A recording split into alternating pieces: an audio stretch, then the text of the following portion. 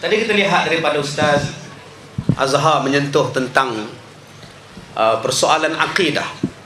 Kenapa hari ini manusia menghadapi masalah tak tenang, tak tenteram, jiwa tidak tenang? Jawapannya ialah kerana kekuatan akidah. Akidahnya lemah. Bila ditimpa musibah, mengeluh. Bila ditimpa penyakit, mengeluh. Bila ditimpa dengan kematian, meratap. Sedangkan kematian itu pasti berlaku. Kematian itu benda yang akan berlaku. Kehilangan ini merupakan ujian daripada Allah. Bala ni adalah ujian daripada Allah. Sepatutnya orang yang mempunyai akidah yang kuat, bila dia ditimpa dengan sesuatu kematian keluarganya, dia akan bercakap, aku masih ada Allah. Bila hilang barang dia, aku masih ada Allah. Bila ditimpa dengan musibah, Allah bersama aku. Bila manusia diberikan dengan kekuatan akidah macam ini, tuan-tuan, dia takkan menjadi orang yang lemah. Kenapa orang hari ini dengan gagal SPM saja boleh bunuh diri? Ada yang putus tunang, bunuh diri. Ada yang mak bapak tak bagi kahwin, bunuh diri. Kerana mereka tidak mempunyai kekuatan akidah ini. Yang inilah yang menjadikan lemah kita. Kekuatan akidah inilah yang menjadikan tenang. Kalau kita ditimpa dengan kesusahan, manusia akan diberikan dengan ketenangan. La takhaf wa la tahzan, innallaha ma'ana. Ini adalah pegangan akidah yang diajar oleh Nabi SAW. Bila kita mempunyai akidah yang kuat, insya-Allah, tuan-tuan. Tadi kita sebut, Ustaz Azhar sebut tentang kelebihan semayang subuh berjemaah. Saya ada sahabat, tuan-tuan, orang India. Dia kata di negara India, orang-orang Hindu, orang-orang India yang beragama Hindu datang ke masjid selepas semayang subuh untuk membawa orang-orang yang semayang subuh balik ke rumah mereka, menaiki teksi-teksi mereka. Dicarinya orang-orang Islam untuk bawa naik teksi dia. Dan dibawanya anak-anak kecil ni jumpa dengan orang yang semayang subuh, minta diusapnya kepala anak-anak mereka, walaupun mereka bukan beragama Islam. Kerana apa? Kerana mereka percaya bahawa orang yang semayang subuh ni kalau bawanya ada barakah. Memang, tuan-tuan, kalau kita lihat, saya kalau setakat ramai datang semayang maghrib, itu biasa. Tak heran apa yang ada pada waktu maghrib. Kita bukannya tidur pada waktu maghrib. Tetapi kalau waktu subuh boleh hebat, subuh boleh penuh, hebat, tuan-tuan. Hebat ini. Nabi kata, jangan mengata kepada orang yang semayang subuh berjemaah, jangan kamu buat jahat pada orang yang semayang subuh berjemaah. Sesiapa yang buat jahat pada orang yang semayang subuh berjemaah, bala itu akan sampai pada orang yang buat baik. Ini, tuan-tuan, barakah. Jadi makcik-makcik yang mana nak buat kenduri, panggil orang selepas semayang subuh, insya-Allah ada barakah. Yang keduanya, jimat kalau panggil orang selepas semayang subuh. Sebab tak ramai, tuan-tuan. 5 orang, 10 orang kita tak. Tuan-tuan, yang ni kita nak. Yang keempat, tuan-tuan, kekuatan ekonomi. Kenapa kita perlukan kekuatan ekonomi? Kerana penggunaan harta kekayaan sumber bumi mengikut arahan Allah Ta'ala menjamin kesempurnaan hidup di dunia. Ekonomi inilah, tuan-tuan, yang menjana. Cuba tuan-tuan tengok pakaian kita. Pakaian umat Islam ini sendiri adalah pakaian ekonomi. Dengan tudung bagi orang perempuan, dengan telekung bagi orang perempuan.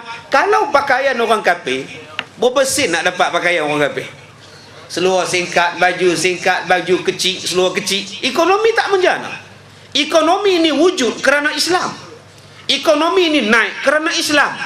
Sebab itu, tuan-tuan, bila kita bekerja sama, insya-Allah ekonomi akan naik. Yang penting kita naik sekarang ni ialah ekonomi kita.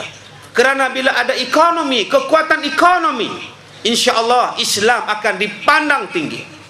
Tadi Ustaz sebut tentang Abdul Rahman bin Auf. Kalaulah Islam membenci Abdul Rahman bin Auf, kalaulah Islam membenci kaya, kalaulah Islam membenci kekayaan, kenapa menantu-menantu Rasulullah adalah orang-orang kaya? Uthman ibnu Affan adalah orang kaya. Bapa mertua Nabi Abu Bakar As-Siddiq adalah manusia yang kaya. Mereka inilah pendokong-pendokong kekuatan ekonomi. Tuan-tuan, bila kita mempunyai sumber ekonomi yang kuat, orang kafir, musuh-musuh Islam akan takut dan segan pada kita.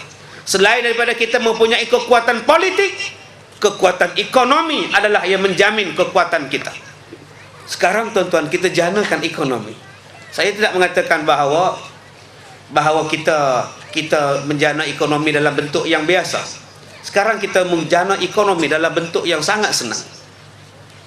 Ustaz Azhar mempunyai ribuan, ratusan ribu dia punya peminatnya, dia punya yang friendsnya, followersnya, yang mengikutnya. Tuan-tuan cuba bayangkan kalau Ustaz Azhar mempunyai 1 juta, 1 juta orang yang ikut kuliahnya dalam internet, dalam YouTube dan sebagainya.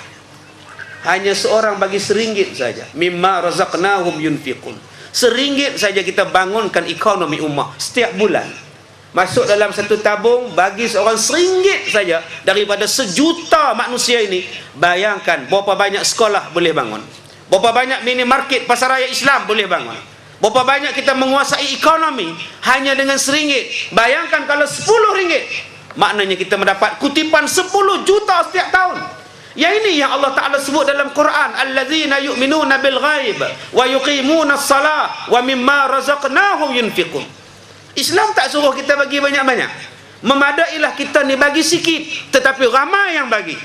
Maka apabila ramai bagi, dia menjana ekonomi, tuan-tuan. Tuan-tuan yang dirahmati Allah, cuba tuan-tuan lihat Al-Barakah.